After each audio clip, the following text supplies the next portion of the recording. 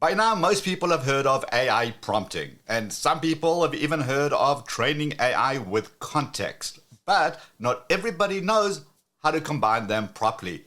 That is exactly what I'm going to show you in this video. I'm going to show you two powerful tools that work together and make your AI results that much better than just throwing a random prompt and hoping for the best. The first is the prompt framework. This is the structure of how to talk to AI. 7 components that turn vague requests into clear instructions that AI can actually execute. If you missed it, I have a whole video on that, which I will link to in the description below. The second is the 6 Files AI templates. These are documents that train AI on your business, your offer, your audience, your voice, how you operate. Without this, AI is basically guessing.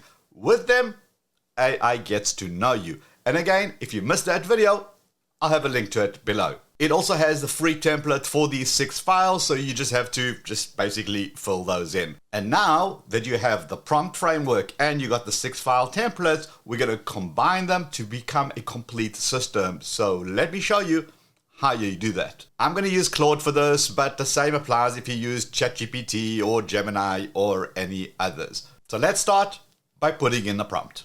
Okay, so I've opened up my regular Claude, and now how can I help you today? Well, you can help me by writing me a LinkedIn post about AI automations and why it's good for a business to have. Regular prompt, let's see the results. And it starts some thinking, and there we go. Okay, most businesses treat AI like a shiny new toy. They slap ChatGPT on their website and call it innovation. Meanwhile, etc., etc., etc.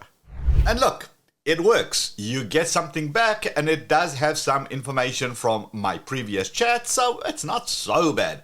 But let's be honest, anybody could have written that. It even has the hallmarks of AI with things like, here's what actually matters. That is not how I speak. That is not my tone, and it's pretty generic. Now, let me show you the same request, but this time using the prompt framework inside a project loaded with the 6 files. Prepare to have your mind blown. Okay, so same Claude, but this time I've gone into my project that I created. It's got the 6 files already loaded, and it's already got a whole bunch of memory that it picked up from those files. All right, so first up, because the first time we're using this, what I'm going to do is I'm going to take that screenshot of the prompt framework, and I'm going to dump it into here. And if you open up that file, you'll see it's the exact prompt framework that I shared with you in that previous videos. And this is what it looks like. So let's close that down. And now let's get typing. Now it's the first time we're using this. So let's type in, extract the text from this template. We don't want to retype anything. Let it just do the work for us. And off it does. There we go. That's the prompt framework. We have the role, the primary goal, the context, constraints, performance, outcome, and examples. And it's got little brackets there of the stuff that I actually have to fill in. Now, we can start using this immediately, but what I like to do is I like to close this chat, go back into my AI project, into my AI helper, which I've just created, and there is my previous chat. And this is the extraction one. So I want to rename that, and I'm going to call it the prompt framework. So from this point onwards, that chat is going to be there, so I could always open that up, and then there it is. I don't have to repeat these steps every single time. So just a little pro time-saving tip. So now that I've got it, I'm going to copy it, and then I'm going to go to a new chat inside this project, and I'm going to paste it in there. And now let's start filling this in. So role, act like a, and instead of job description, we're going to give it a job description. So we're going to say you're a LinkedIn content expert who has 10 years of experience writing attention-grabbing LinkedIn post for B2B businesses. I usually just ignore the misspelling to start off with. Okay, next up, the primary goal. Well, what do we want? So I need a LinkedIn post. That accomplishes what? So now what do we want it to do? So now I'm going to say here, LinkedIn post that instantly grabs attention of a busy executive scrolling through LinkedIn about why they need AI automation in their business. Okay. Next up, context. This is for who is the audience? So let's fill that in. This is for a B2B business executive. where, well, what matters for them? Okay, so let's put that in. Where they are looking for opportunities to increase their company's revenue. Okay, cool. Constraints. Well, focus on time saving and revenue generating. Okay, and what we're going to avoid? We're going to avoid what's the anti-priority? What don't we want it to do? Avoid marketing fluff and sounding like every other LinkedIn post. Okay, that's going to give it important, especially when we add the selling crap bit. Performance. Let's just give it some spaces here so it's easier to see. Okay, performance. Success means specific observable outcome.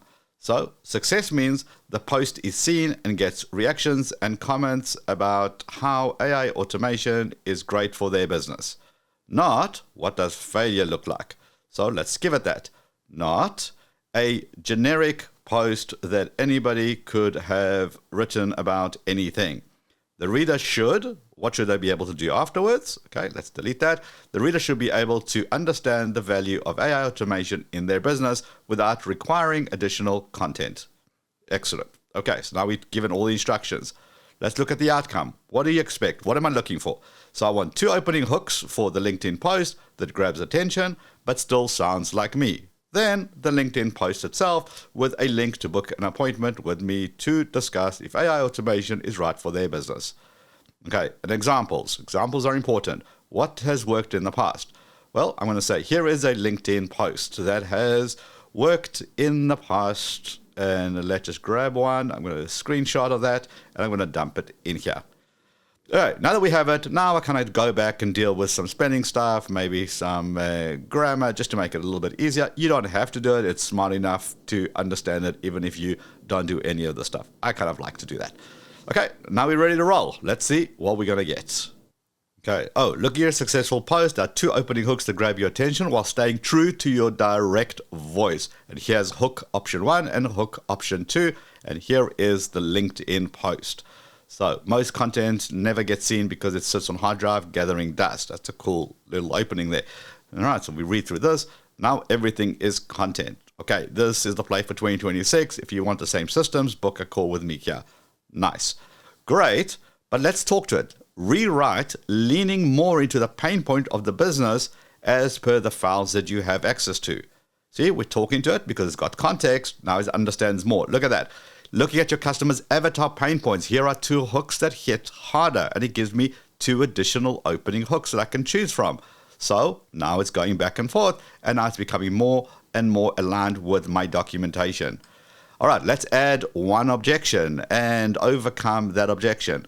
So in part of the template is objections. Let's see.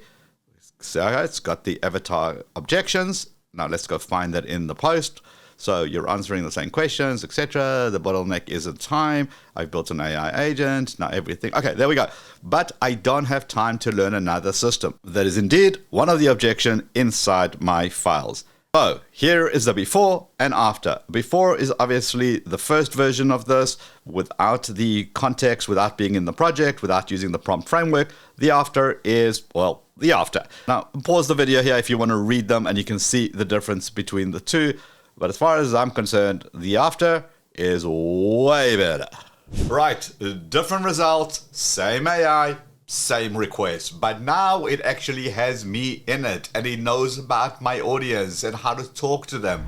Now, this doesn't work just only for content. This works for other stuff. So here we go. I've got some fictional data for Acme Company. They got the sales report 2024-2025. And I'm going to go into my regular prompt, not inside the project. And I'm going to type there, analyze the sales document for trends. Then let's drag the file in here so we can analyze it. Let's drag that. And then let's see what it does. Click OK. Right, now this could take a little bit of time because there's some data to go through. So I am going to fast forward this bit so you don't have to watch it. And then here are the results. So pretty cool. You get some overall performance, strong growth. There's some clear winners. There's some losers. There's seasonal patterns. Okay, nice. Analyze the data, extracted information. Pretty cool. It does what we would have had to do manually. So this is very valuable. But now let's use the prompt framework. Because in this particular case, I'm going to say to it, here's my primary goal, but the context is important. This is for executive leadership. They're looking for actionable insights and clear recommendation so they could make data analysis decisions. So I told it I don't want just trends, I want it for specific reasons.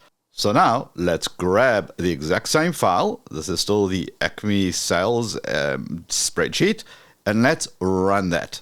And once again, I am going to fast forward this, so it is a little bit slower because it's got to process all this data. And there we go. So firstly, immediately you can see obviously a different layout because it's got projections, because I wanted it for the executives to make projections. So I didn't just say, hey, go analyze the trends. I gave it a purpose. It had context, it had the role, it had the audience that's going to be using this and what they should be able to do with this. And that's the difference between having some data for data's sake, which is cool, or having data that's actually useful. Do this and it will work for you and your business. And that's the difference. AI is just a tool, and just like any other tool, the people who get the best results know how to master it. Look, I am shocking at graphic design, and I use the same Photoshop tool that professional designers use. The results are not even comparable. Mine are okay. Theirs are wow. You now have the skills to be wow. But it's still you doing the work. I speak about 3 levels of AI, where level 1 is using AI as a smarter Google, and level 2 is using AI to create, which you can now professionally do. But at level 3 is where AI does all the work for you automatically, without you. That is AI automation. Systems that run inside your business in the background whilst you focus on running your actual business. Okay, like you get the theory, but what does it actually mean in practice? What can AI automation really help you with?